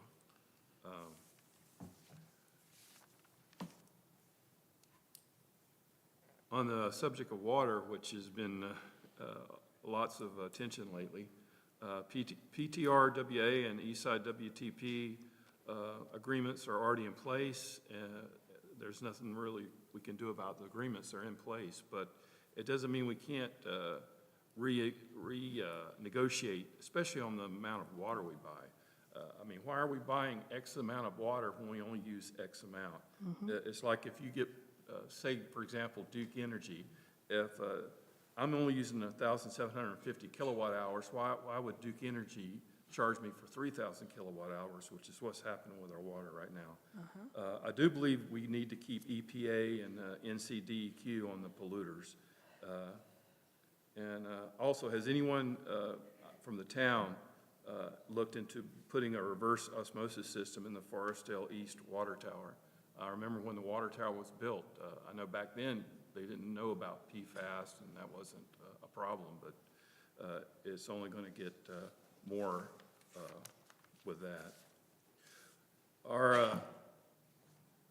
We're in good shape financially, and we should be when it's gone from 0.48 to 0.625, and I guess next year 6.55 possibly. And the impending county reval next year, everybody knows about in 2026, it's only going to go up. We just need to look at more, I believe, line items to reduce. And I know I've talked about the Guilford County Sheriff's Office extra 300, not 300, it's 500 to 600,000 payment we pay every month. It might have been good 30 years ago when we had the ABC store, and High Point was dry, and we got a lot of money from the ABC store, but times have changed, and I think we do need to reevaluate that. Lastly, I think we do seriously need to look at the Oakdale Mill Historic District. It's been brought up before, but we need to take action now before the Historic District, which a lot of Jamestown residents worked at for many, many years, before it gets to deteriorate and be downgraded. Thank you. Thank you. Ms. Dickinson.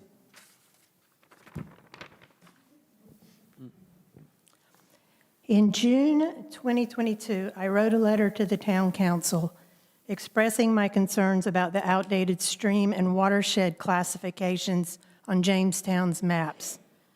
The tepid response I received from Town Hall motivated me to do more research and led me to Jamestown United Discussion Group, where hundreds of local residents were engaging and sharing ideas.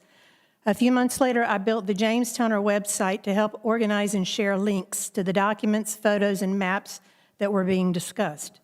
The Jamestowner continues as a nonprofit organization tracking and funding water tests, monitoring air quality through a project I got started with the Environmental Protection Agency, and doing what it takes to get more attention paid to the industrial contamination that has been overlooked here for far too long. I'm running for mayor because it's the logical next step for taking 3 years and thousands of hours of research, data, and advocacy to the next level. The town's current organizational structure is working against it and every challenging issue we currently face. The inequities of our property tax system and the state of our water quality and infrastructure cannot be ignored. We have a pretty golf course, but our streets, sidewalks, bridges, storm drains, and stream banks need attention. We have miles of new sidewalks, but many of our roads have steepening culverts, faded traffic lines, unreadable street signs, and poorly timed stoplights. We know who's polluting our water and air, but nothing's being done to stop them. The Clean Water and Air Acts give towns the authority to hold these polluters accountable, yet it's we who are paying for the maintenance, repairs, and upgrades. Yesterday, I got my water bill. It has the new rate increases approved by the town council in July. I used 3 CCF units last month, or $13 worth of PTR WA water. But after a sewer fee gets tacked on for High Point's non-compliant East Side sewer plant and our town's $5 stormwater fee, my $13 water now costs me $38.60 for 3 units. Our property tax valuations are a mess. For the past 20 years, the industrial facilities on Main Street have enjoyed decreasing or stalled property valuations, while Jamestown's residents' valuations have gone up by an average of 30 to 40%. If you live in a named neighborhood like Forestdale or Yorkshire, your land is assessed by the unit, and your lot, in my neighborhood, Yorkshire, our lots are valued at $35,000 per unit, regardless of whether that lot is a quarter acre or an acre and a quarter. This method is incorrect, according to Guilford County's own property value manual. Look it up.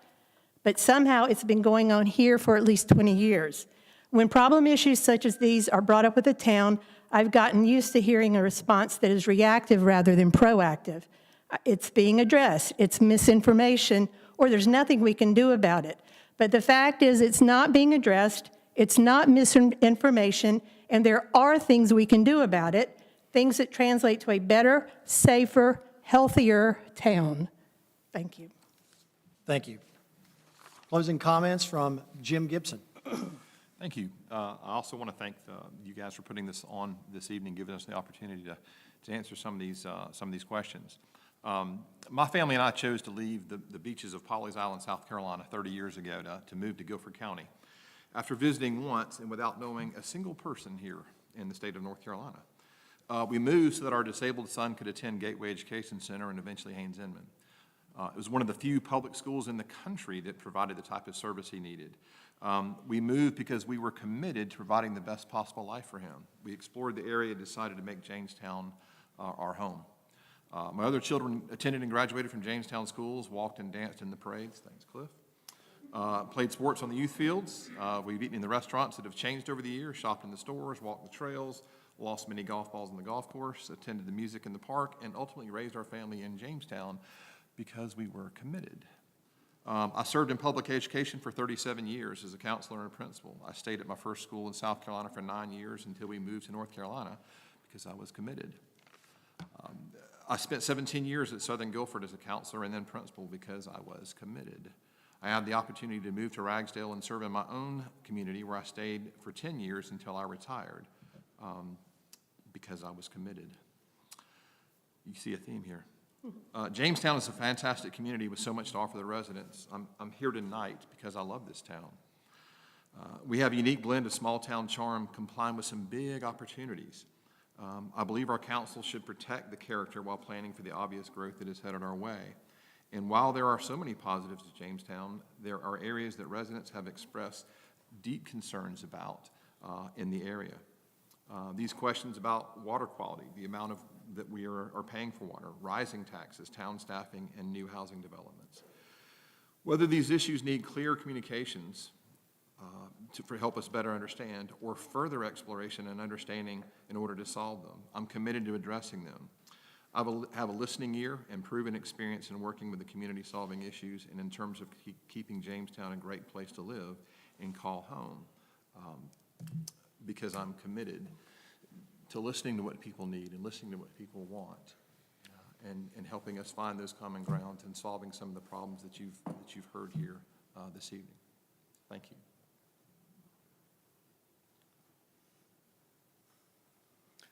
Closing comments from Cliff Paddock. Thank you, Bob. And I would like to thank all of you for allowing me to speak with you tonight. I'm sure a lot of you have questions you would still like to address, and I look forward to talking to all of you to discuss the choices and the challenges facing our town. I don't think any of us up here can predict all of the questions we'll have to deal with in the next 4 years. So I think what is really important as you select your elected representatives is to understand the priorities and the processes we'll use to reach our decisions. My priorities, I've tried to be very clear about. Manage growth and development to keep Jamestown a safe, traditional, and family-oriented community. Second, to control costs, keep taxes and fees down, to keep Jamestown affordable while providing the high levels of service you expect. And third, to preserve Jamestown's unique heritage and quality of life. To achieve those goals, and this is where the process comes in, the first step, as I said before, is to listen. And I pledge to you that your concerns about our town will be heard. We may not always agree on every decision we make, but I can assure you that the choices I make on your behalf will always be in what I believe are the best long-term interests of our community. We will always face hard choices as we strive to control costs, taxes, keep utility fees down, while maintaining those levels of service we talked about. And there's no easy way to make those choices. But my approach will always be to look at every detail of our budgets with an eye to avoiding increases, reducing costs where possible, and at the same time have an ear open to the voices of our community to make sure that our budget priorities align as closely as possible with the priorities of our citizens. There's going to be challenges in maintaining and funding the best possible fire protection and law enforcement while we keep the town safe and affordable. There's some real concerns in our community, as they are across the nation, about water quality. There are needs for infrastructure and recreation improvements. There's going to be issues as we try to balance growth against the traditional Jamestown that we love. And perhaps most important, we must always work to maintain your confidence in your town government. Again, there are no quick and easy answers, but I will approach these decisions with a focus on the details and an openness to your ideas. I hope to have the opportunity to serve on the town council the next 4 years to help face the challenges and to work with you to address them. But however the election turns out, I thank you all for your time, your patience, your commitment to the future of Jamestown. Thank you. Thank you. Final comments from Rebecca Mann-Rayborn. Yes, thank you. Thank you to the JBA. Thank you to you, and thank you everyone for being here. I believe that I have the experience and relevant leadership to seamlessly move into the position as mayor of Jamestown. I'm current mayor pro tem, as I have been for the past 2 years. I'm a 3-term town council member. I'm the council liaison to the Jamestown Parks and Recreation Committee. I am the vice chair of the Old Jamestown School Association Board, which is the Jamestown Public Library for folks who may not know. I'm a co-leader of a local Girl Scout troop that meets at Jamestown United Methodist Church. I'm the council liaison to the Jamestown Livable Communities Committee. I'm a lifetime member of the Historic Jamestown Society and a member of the Friends of the Jamestown Public Library.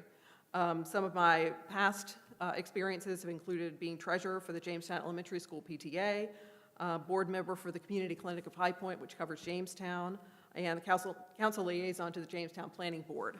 Obviously, I've spent a lot of time volunteering in Jamestown, but it has my heart. It's my hometown. I care very deeply about it. I think all those things are important, but also I think you have to have the type of personality and temperament to be an effective mayor. The mayor needs to be a strong mediator and a consensus builder, able to work with staff, council members, residents, and business owners to balance many interests. They need to have an understanding of what services the town and does not provide so that they can focus their efforts on where they can make the most impact. They should be respected by those working with our partner agencies, with whom they must also have good working relationships. They should be truthful, even-tempered, reliable, and always seek what's best for Jamestown, and I'm confident that I have those qualities. You know, I have served as a town council member for the past 8 years, and a lot has happened in Jamestown during that time. I have helped lead Jamestown through a lot since then, including 3 town managers, 2 of whom were full-time and 1 interim, a pandemic, which we all are well aware of, even things such as the change that came from bagged trash to having the toters. That was always the big issue in town. Growing up here, I remember coming up to town hall and getting trash bags. A lot of folks don't remember or didn't realize that town used to provide trash bags. So we've gone a long way between that and putting everything at the curb to transitioning to toters, which I think the town and staff has done remarkably well. And I've heard a lot of positive things from residents, but that was a contentious issue. The construction of Lydia's Tunnel, miles of repaved streets and sidewalks. We've built a new park maintenance building in the meantime, golf course restrooms. Those who know me know that public restrooms are a big thing for me. I think that everyone has the right to a clean restroom, and that one of the things I'll definitely be working on and continue to is to get a restroom at Bryn Miller Park or find a way to retrofit this building so that folks can access the restrooms from the outside. Later this month, we'll be opening an accessible playground at Jamestown Park, so hopefully everyone will come out to that. I was also part of years of negotiations resulting in a strong development agreement for the Johnson Farm property. That wasn't popular. Those were some sleepless nights for me. I spoke with lots of residents. Certainly lots of people made their voices heard, and really having to balance all those different needs and, the laws that we are forced to work under set a big challenge in front of me, and I feel like that, along with other council members, we were able to move forward on that, and hopefully people will see that will be a positive thing that will positively impact Jamestown. I already have strong connections with staff, council, other council members, residents, local organizations, and partner agencies, so I'll be able to move right into the position and immediately be making positive change. And so I thank everyone who has supported me these past 8 years, and I ask again for your vote for mayor. Thank you. Thank you, Rebecca. Final comments from Shekinah Simeon-Ali. Thank you. You got the whole name right. So some of my final comments, and I was writing a lot of different things down because folks said a lot of important things today, and I know just hearing a lot of different concerns from the community, you all want to know about water. You all want to know about taxes. You all want to know about how we're growing sustainably and responsibly and still keeping the essence of who we are as a town. You all want to know about budgets, where our money is going, the allocation of different things. And all these things are extremely important. And as a town council member, it is important that we are listening. That's why a lot of the different questions that we received today had a lot of integrity in them. It had a lot of questions about, well, how do you listen to different constituents in your town? How are you actually adhering to the things that they're saying? And while that is extremely difficult in some cases because it's 4,000-ish of us here, right? And we all have different needs and wants and desires, but I think the biggest thing of a town council member is someone who is actually able to be extremely empathetic, but also smart, common sense, take information and really be able to disseminate it and create some type of resolution or strategy and a plan to get things done. I'm a mom, and I know I said that before, and I think about climbing the corporate ladder, and of course the train will happen. Climbing the corporate ladder, and I think about myself having that balance. And folks always saying you can't have it all. You can't be a working mom. You can't be present. You can't also take care of yourself and your body. And I think I went through a very much period of time where I was like, I don't think I can do it. But I've definitely found that balance. And when I think about that balance, I think about that balance as it relates to Jamestown. We want to still have this charm. We still want to listen to people. We still want to be fiscally responsible. We have all these different competing interests, and we're trying to find that balance. And I'm just glad that I've been able to find that balance in my personal life, and hopefully we can figure out ways to find balance in that in the town as well. I'm running because I want to ensure that we continue to grow responsibly, that we balance development with infrastructure. We continue to support small businesses. I continue to support small businesses here. I do own a business as well, and I also am a real estate broker in North Carolina, so I know the importance of collaborating and working with different folks and businesses and communities, and also keeping everyone's voices at the center of every decision, because you all, again, like I jokingly said before, are our boss, and we have to adhere to the things that the town wants. I believe our council should reflect proven leadership. And I've been able to be a leader in a lot of different capacities, both in civic organizations, church, sororities, different groups, my professional life. And I'm committed to this community, and I have a vision for a thriving Jamestown that will work for everyone, and hopefully I will get your vote. Thank you. Closing comments from Jim Westmoreland. Yes, thanks again for everybody attending tonight and for the JBA putting the event on. I think in life, everything is a learning experience. I know as I've gotten into the process of running for town council, I have been inspired by the folks that I've come in contact with in the community, the different stories that exist, sharing your thoughts, your needs, your concerns directly with me. I can sense, as we've talked about tonight, just the love and the desire that everybody has in this community to really give back and make a difference. I know I'm one of those people. I'm new in terms of politics. I'm not new in terms of having requisite knowledge about how local government works, how state government works. All of those technical components that we've talked about tonight are all things that are within my wheelhouse, as I will say. I do know that there are opportunities here in Jamestown, and regardless of the outcome of the election, I am more than happy to offer my services and my expertise and my leadership to the town council, to other members of the town administration, just because I believe that much in our community. I do run and operate a successful consulting business where I work directly on local government transportation and also strategic projects here, both within the community and around the state.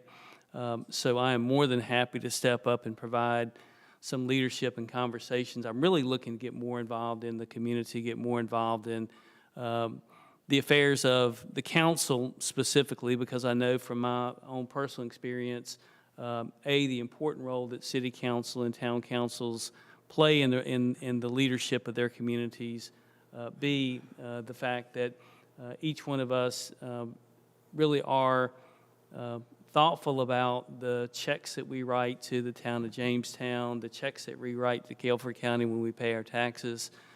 We all want to find a place that we can live that has the highest quality of living and life at the lowest cost. And I can tell you that as I've had conversations with many members in the community about, again, the focus of the property tax rate increases over the past 3 years, sort of escalations that continue to happen with service fees and cost. There's a lot of concern there. I know I personally have concern just understanding that the property tax rate has increased by 35% over the past 3 years.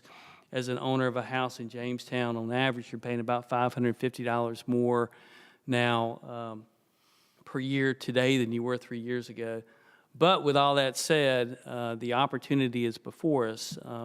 It's been said tonight about really the focus of members of the community stepping up and really offering their service and their leadership to the community.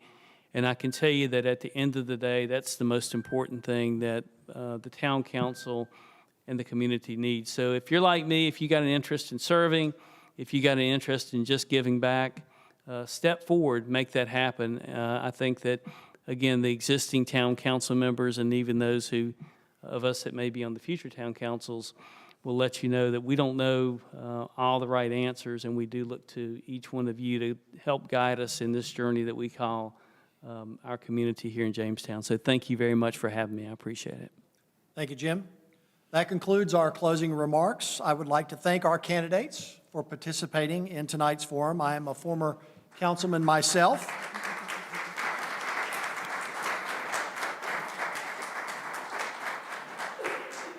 But I am a former councilman myself, and I know that political ideas and beliefs can become passionate sometimes. I would also like to thank the town of Jamestown and the town manager, Matt Johnson, for allowing us to use Town Hall and for broadcasting our forum online.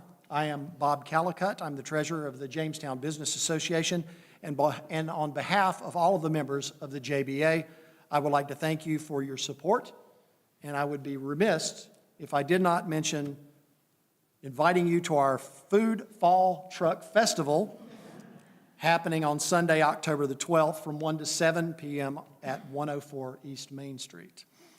Good night, everyone, and God bless. Remember what it was like to be a kid?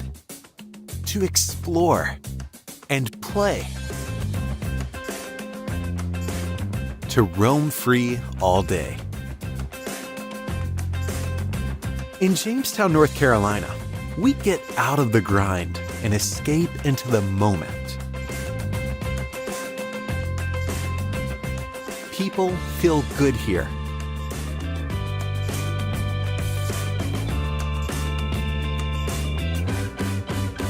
Let loose here.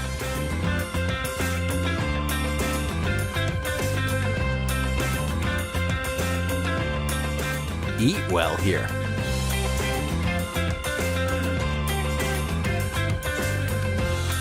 Feel swell here.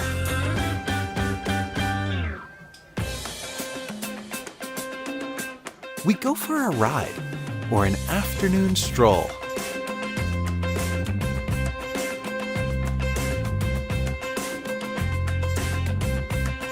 We cheer each other on.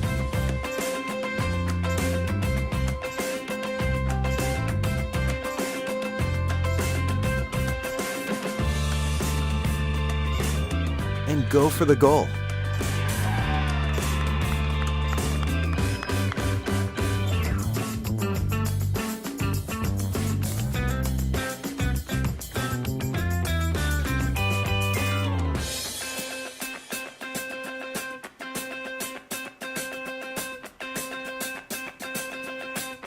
Here, a treasured history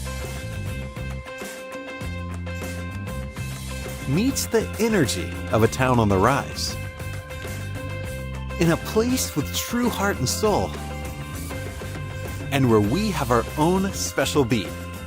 Jamestown, North Carolina, where history and possibility meet.